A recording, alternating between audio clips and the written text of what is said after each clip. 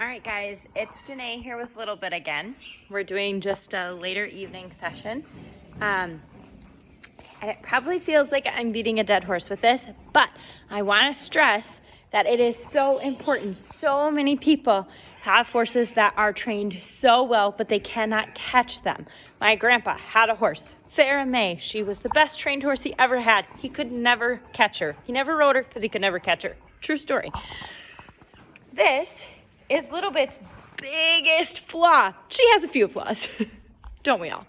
But her biggest flaw is that she does not want to be caught. And so I spend so much time, again, building a foundation with her, having her follow me around, and I'm going to show you. I am literally like, right now, I'm going to try to walk away from her.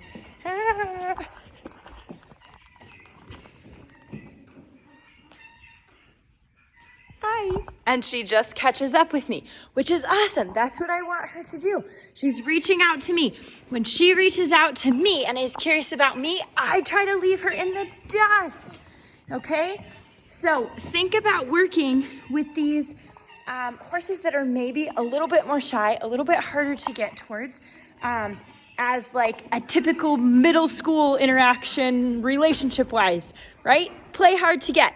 So go away from them and they will pursue you. Horses are so curious. They want what they can't have or what they think they can't have.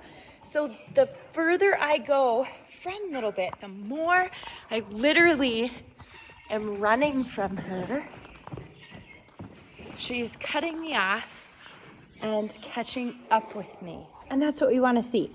So if you have a horse that's difficult to catch, and this was not always my mindset. This was a flaw of mine for many, many, many years.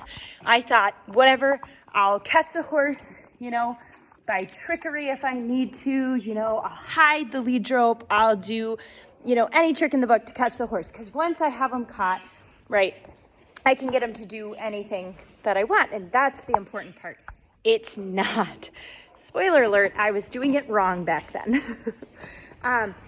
For this horse, the more I can develop a foundation with her on the ground, working with her through super, super simple principles, again, getting her just to follow me and getting her to turn away from the outside door with me is huge. And she's doing that all with her head down and relaxed.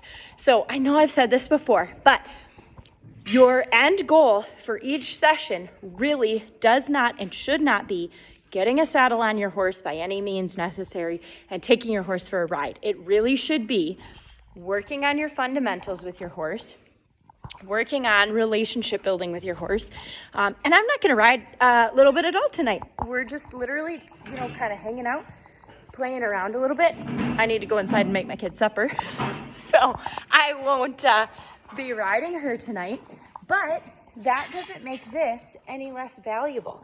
She's following me and she's licking and chewing. So remember, don't have your end goals be just getting a saddle on and riding. That isn't going to, build your fundamentals with your horse. And the other thing is, if you have a cagey horse, stop chasing them. You'll see the video from earlier. Sit on the ground if there's a safe spot to do it where other horses aren't going to run you over. Anytime they turn and look at you, go away. Make yourself the sought after quantity instead of your horse being the pursued creature in the relationship, okay? And then you too will literally have to run away from your horse. Each time when I work with Little Bit, getting her cut, getting her haltered, gets easier and easier and easier. But I had to remind myself of all these principles as well. So let my slow uptake be a lesson for you so you don't have to waste a couple weeks trying to get your horse cut.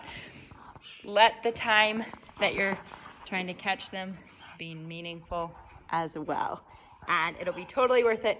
You'll have Little Bit hanging out by your shoulder begging for treats.